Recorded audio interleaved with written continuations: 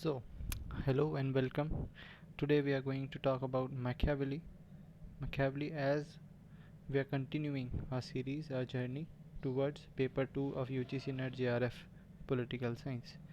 So, introduction में हम देखते हैं मैकियावेली के 1469 फ्लोरेंस इटली में इनका जन्म होता है during the time of renaissance that was revival of Italian or European, as we say, European literature and art during the 14th to 16th century. Machiavelli Italian diplomat थे, historian थे, ठीक है जी. ये फादर और founder of the modern political science इनको माना जाता है. मॉडर्न पॉलिटिकल साइंस के ये जनक कहे जाते हैं. इनकी किताब सबसे फेमस जो रही वो प्रिंस थी 1513 में, जो कि आती है. और दूसरी किताब है art discourse of Levi and the art of war. ये इंपॉर्टेंट किताबें हैं, यूजीसी में कई बार पूछी जाती. Sorry for the background noises. देखें हिस्टोरिकल कॉन्टेक्स्ट ऑफ मैकियावेली. इनके ज़माने में इटली जो था वो फ्रेगमेंट हो गया था, मतलब टुकड़े हो गए थे इटली के. बेसिकली राइवल सिटी स्टेट्स बन गए थे कुछ एक, जैसे कि फ्लोरेंस था, ठीक है जी, मिलान था, वेनिस था, और ये पैपल स्टेट. ये कुछ एक हिस्से बन गए थे इटली के. फ्रेगमेंटेड इटली हो चुका था. और frequent Wars, foreign invasion, political instability, ये सब एक नॉर्मल सिनेरियो रहता था उस समय के ज़माने में. तो मैकियावेली क्या करते हैं कि वो यूनिटी, पॉलिटिकल यूनिटी के लिए एक बेसिकली अपनी पॉलिटिकल जो फिलॉसफी और थिंकिंग है उसको पॉलिटिकल यूनिटी और इफ़ेक्टिव लीडरशिप पर बेस करते हैं फॉर अ स्ट्रॉन्गर इटली. ये इनका कॉन्टेक्स्ट रहता है. फिर आते हैं इनका द प्रिंस कोर आइडिया, जो इनकी मेन किताब के अंदर जो बेसिक आइडियाज़ थे. Pragmatic guide. प्रिंस कौन होता है? एक प्रैग्मेटिक गाइड फॉर रूलर्स. मतलब एक किताब है ये जो कि एक गाइड है रूलर्स के लिए to acquire and maintain power. Acquire कर लिया और उसको मेंटेन भी कर पाएँ इफेक्टिवली, ये इस पूरी किताब का आइडिया रहता है. तो politics should be judged by the outcomes not morality. ये इनकी एक कंट्रोवर्शियल आदत रही मैकियावेली की, कि ये कहते हैं भाई एंड जस्टिफाइज द मीन. मतलब अगर आपका जो लक्ष्य है वो पूरा होना चाहिए किसी भी हालत में. ज़रिया क्या है, मॉरल है या इमॉरल है, डजेंट मैटर. तो ये आइडियलिज्म से एक शिफ्ट लेते हैं रियलिज्म की तरफ. प्लेटो और एरिस्टोटल थोड़े से आइडियलिस्ट थे और ये रियलिज्म की तरफ जाते हैं. बड़े ही पॉलिटिकल रियलिज्म को पॉपुलर बनाते हैं ये in the political spectrum. The end यानी कि स्टेबिलिटी और पावर, ये है and goal for the Prince. Justifies the mean, मतलब डिसीट है, फोर्स है if needed, doesn't matter what you use to acquire political stability and power. Whatever the mean is, it is justified if you are able to fulfill your end. ठीक है जी. Virtue and fortuna, another important idea of mister Machiavelli.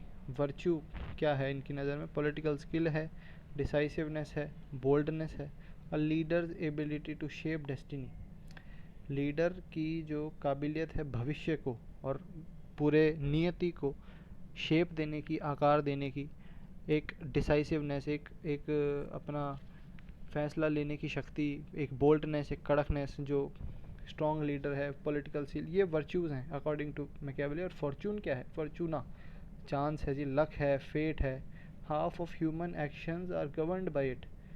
ठीक है ना, luck को भी importance देते हैं. इनका मानना है भाई नसीब का खेल है सारा कुछ. तो successful ruler must use virtue to control Fortuna.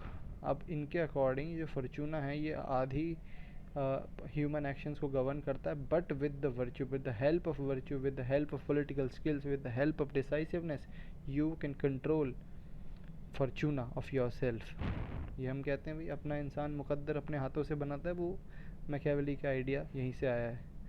ठीक है जी. The lion and the fox, ये क्या है? ये दो क्वालिटीज़ हैं जो कि मैकियावेली चाहते हैं कि उसके रूलर में हो. ठीक है जी. लॉयन की तरह स्ट्रॉन्ग भी हो, फियर्ड हो, असर्टिव हो, है ना, लेकिन फॉक्स की तरह कनिंग, चालाक, एकदम स्ट्रेटेजिकली साउंड हो, डिसीटफुल हो, धोखेबाजी भी करनी पड़े करें, कोई दिक्कत नहीं है ना जी, क्योंकि एंड जस्टिफाइज द मीन. ठीक है, याद रखने की बात है. Morality is flexible if the stability of the state is at stake. मतलब मोरालिटी का ये है कि अगर political stability of the state अगर स्टेक पे है तो फिर मोरालिटी जैसा कुछ नहीं, मोरालिटी फ्लेक्सिबल है। अगर आप गंदा काम करके भी अगर पॉलिटिकल स्टेबल आप स्टेट को रख पाते हो, बढ़िया है जी, चंगा है, कोई दिक्कत नहीं है। मोरालिटी फ्लेक्सिबल, डुअल मोरालिटी की जो बात है वो मैकियावेली की करते हैं, मैकियावेली जी करते हैं, और ये सेपरेशन करते हैं एथिक्स का पॉलिटिक्स के साथ। इनको मतलब नॉन एथिकल अगर होना पड़े for the sake of the stability for the state, हो जाइए, कोई दिक्कत नहीं है। नॉन एथिकल होने में, अनएथिकल होने में कोई बुराई नहीं है। ये पहले मेजर थिंकर रहे जिन्होंने इस तरह की बात की कि पॉलिटिक्स को क्रिश्चियन एथिक्स से दूर कर दिया जाए, अलग कर दिया जाए। ये पहले थिंकर इस तरह के रहते हैं। Ruler should not be bounded by the conventional morality. ये जो कन्वेंशनल मोरालिटी, जो ट्रेडिशन जो सदियों सदियों से चली आ रही है, ये भाई जनता पे लागू हो, रूलर पे नहीं। रूलर अगर मतलब अगर स्टेट की जो भी ज़रूरतें हैं उनको फुलफ़िल करने में अगर कन्वेंशनल मोरालिटी रोड़ा बनती है तो इसको तोड़ दिया जाए, मोरालिटी को अनबाउंड कर दिया जाए रूलर को। ये इनका आइडिया है। तो पब्लिक सक्सेस जो है वो ज़्यादा बड़ी चीज़ है प्राइवेट वर्च्यू से। कोई मतलब नहीं है एथिकल होने से। एथिकल आप रह सकें, अगर स्टेट की कोई भी ज़रूरत कॉम्प्रोमाइज़ नहीं होती है तो आप एथिकल रहें, नहीं तो ना रहें।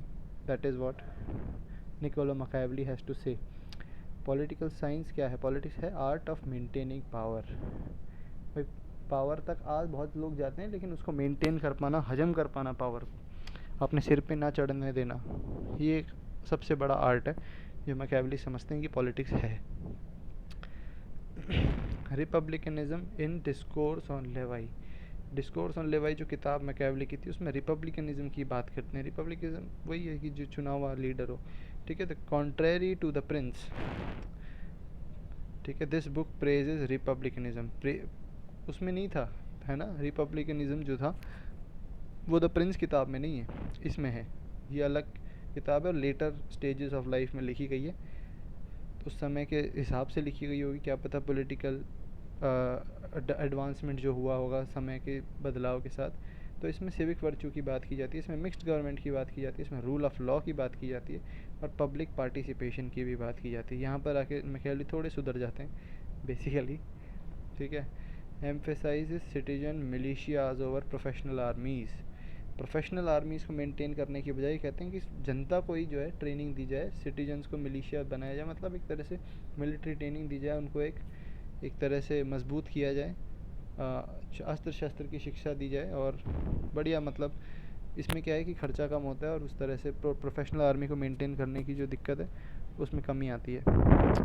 ह्यूमन नेचर की बात करते हैं मैकियावेली की। ह्यूमन नेचर बेसिकली है कैसा, तो बताते हैं कि पेसिमिस्टिक व्यू है इनका, जो है ना। पेसिमिस्टिक मतलब नेगेटिव है बेसिकली। ह्यूमंस कहते हैं कि जी सेल्फिश है, ठीक है, ये तो मैं भी मानता हूँ। अनग्रेटफुल है, ठीक है। ड्रिवन बाय एम्बिशन है ना जी। एम्बिशन जो है वो इंसान का ड्राइविंग फैक्टर है, ह्यूमन का।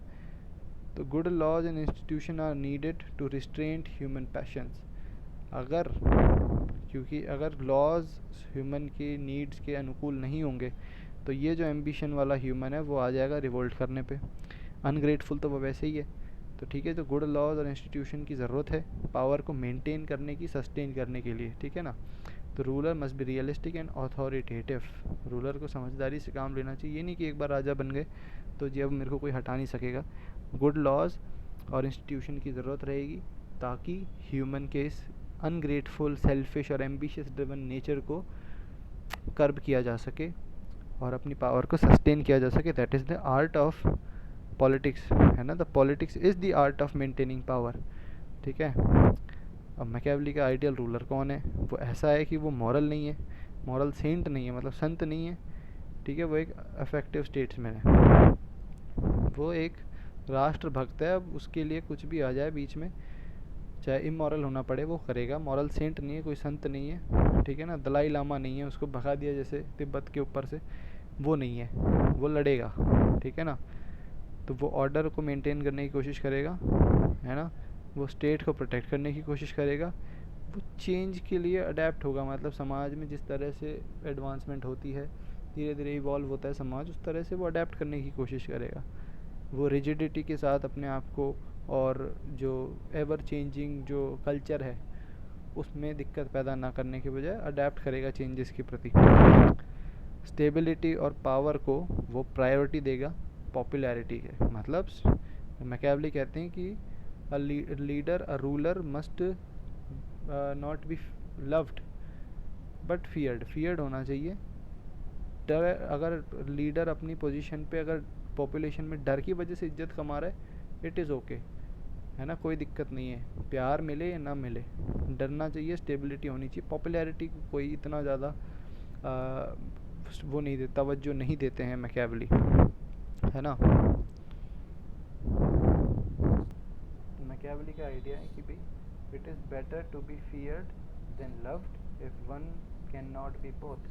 अगर दोनों नहीं हो सके, प्यार और डर दोनों एक साथ नहीं हो सके, तो भाई डरने को, पॉपुलेशन में डर बैठाने का ज़्यादा फेवर करते हैं, ना कि प्यार पाने का पॉपुलेशन का, मैकियावेली। ये इनके रियलिज़म का एक वही है कि बेसिकली किस तरह के रियलिस्ट हैं मैकियावेली, ये दर्शाता है इनका ये approach.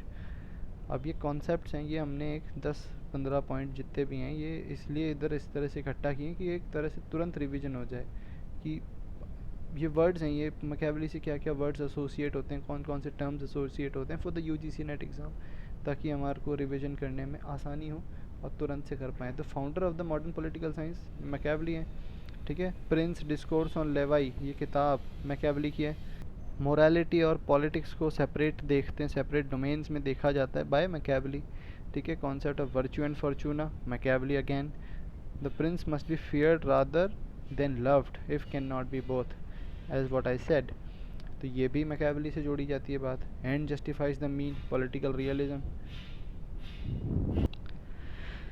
The end justifies the mean political realism, ठीक है। Advocates both monarchy in the prince जो किताब है, इसमें ये मोनार्की को भी डिफेंड करते हैं, और फिर बाद में डिस्कोर्स ऑन लेवाइज में रिपब्लिकनिज्म को भी ये देते हैं तवज्जो। Critical of the church interference in the politics, ये सेक्युलरिज्म की बात भी करने वाले one of the first political scientist रहे। ये चर्च की इंटरफेरेंस के बड़ी, मतलब ना इनको ना गवारा था ये बात कि चर्च पॉलिटिक्स में इंटरफेयर करे, ठीक है। रियलिस्ट अप्रोच इनकी थी study of what politics is rather than what it should be.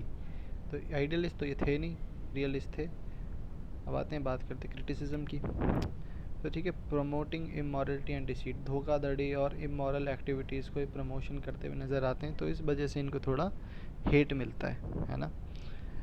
Machiavellian, ये जो टर्म है, become synonymous with cunning and unscrupulous politics, ठीक है। ये जो है इसका पर्यायवाची बन, ये अनस्क्रूपलस का मतलब होता है इमोरल होना या फिर धोखाधड़ी और इस तरह की, नॉट ऑनेस्ट होना बेसिकली, ठीक है।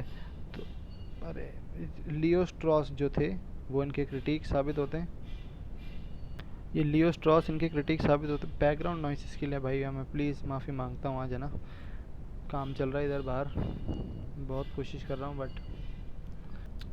तो लियो स्ट्रॉस क्रिटिक होते हैं एक इनके, एक रूसो एनलाइटनमेंट थिंकर जो रहे, वो सब इनको क्रिटिसाइज करते हैं।